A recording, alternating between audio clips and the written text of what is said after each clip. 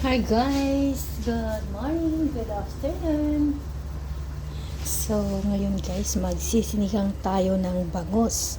Meron tayong eggplant, green chili, ginger, onion, tomato, okra, spicy chili, and pitsay.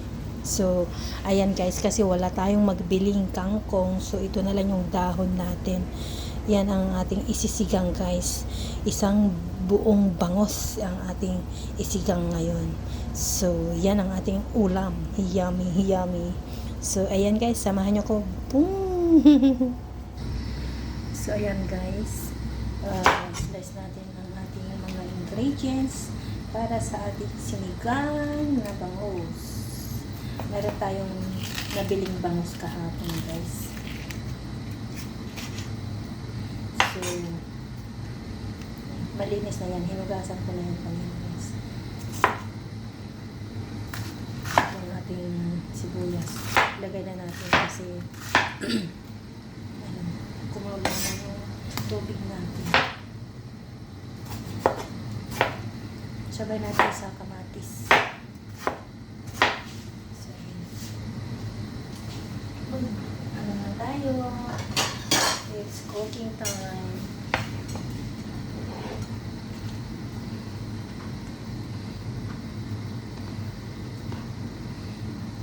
So, ayan guys, yung ating kamatis, ilagay na natin sa ating kaserola. Ayan, pakulan natin yan.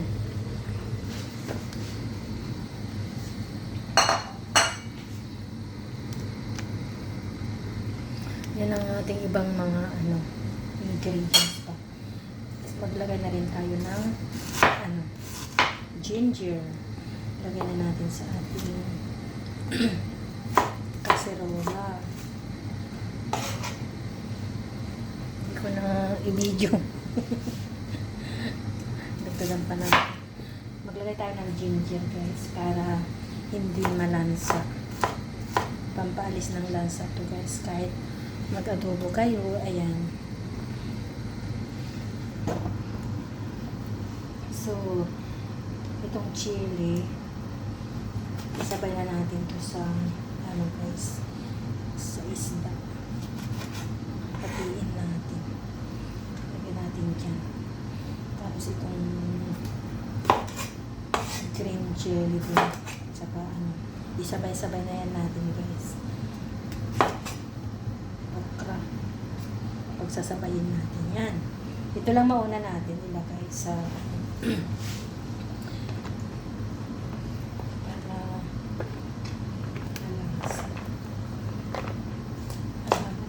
tutuloy mo kita. I will cut you.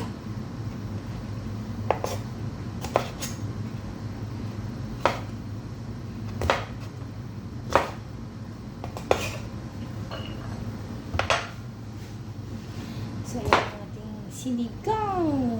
First time natin magluto guys na naman ng sinigang at saka bangos. First time natin yan mag-ulam ng bangos dito guys sa Hong Kong. Sa tagal ko dito guys, ngayon lang ako mag-uulam ulit ng bangos. Bangos in Hong Kong. Hindi yung Pinas. Nakatikim ako dati, pero hindi sinigang guys. Binili ko sa sa mga Philippine store na laing, laing ba yung tawag ko? Yung nakamarinate mo. Ito naman, sariwa. Binili natin yan kahapon sa mga sa Wan Chai. Doon ka makabili ng mas mura guys na. Kasi pag sa mga Philippine store, kabibili, napakamahal. Baka yan, nasa 100 yan isa. Shout out guys. So, ayan, ilagay natin tong ating kumulo na ang ating sabaw. sabaw. Ang ating masarap na sabaw.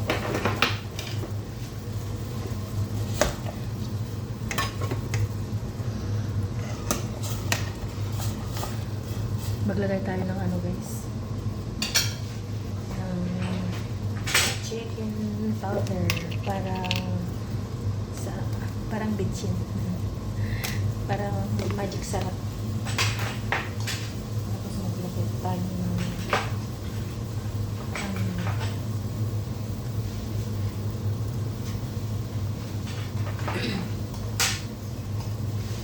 wala tayong pamintang ano.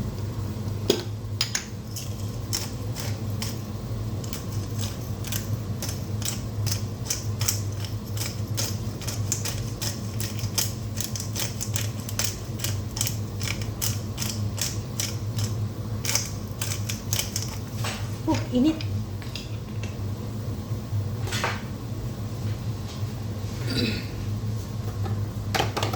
Tapos maglagay na rin tayo ng asin.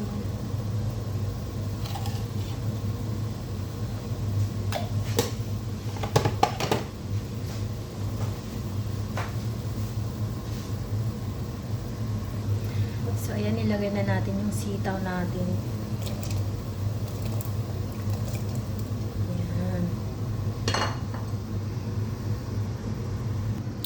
Mag-slice tayo dito sa ating ibang bowl habang niluluto natin yung sitaw natin. So ito yung okra.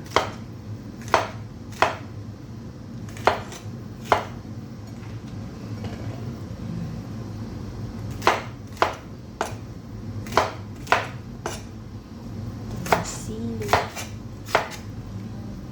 Sarap.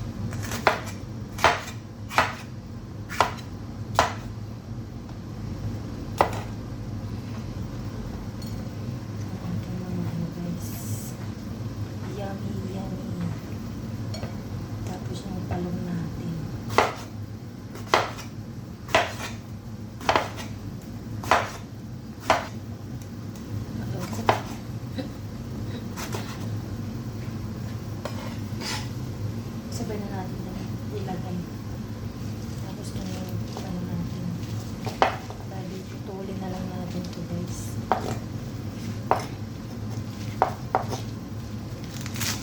Chop. Maglagay tayo ng ating gulay. Yummy, yummy.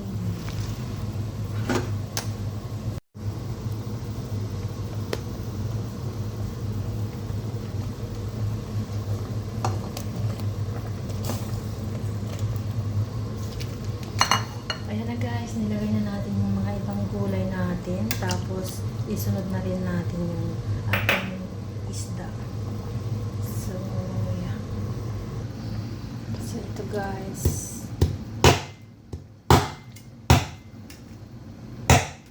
Tanggalin natin yung buntot.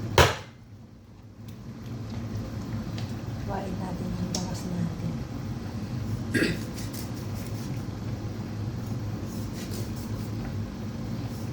4 slice.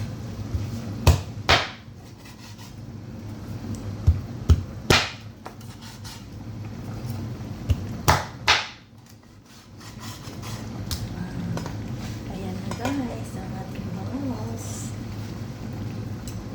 So, pwede na natin ilagay sa kaserola guys. Sa ating kaserola.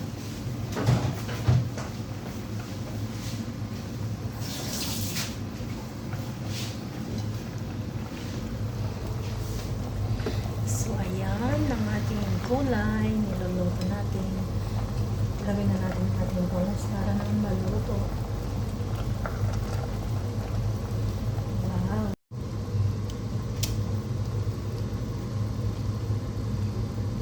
So ayan guys, nilagay na natin yung bangus. Tapos ito yung ating pangsigang sinigang. Lord, product in Philippines. So ito yung ating ulam, sinigang na bangos. Ayan, nilagay na natin yung pitsay. Sarap.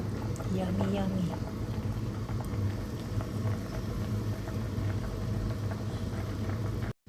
So, ayan. Luto na ang ating ulam na sinigang. Kain na tayo. Kain na tayo. Anong ulam nyo dyan, mga karoba? Ito na ang ating ulam. Masarap. Sarap ng asin. Yummy. Yummy. So, let's eat na guys.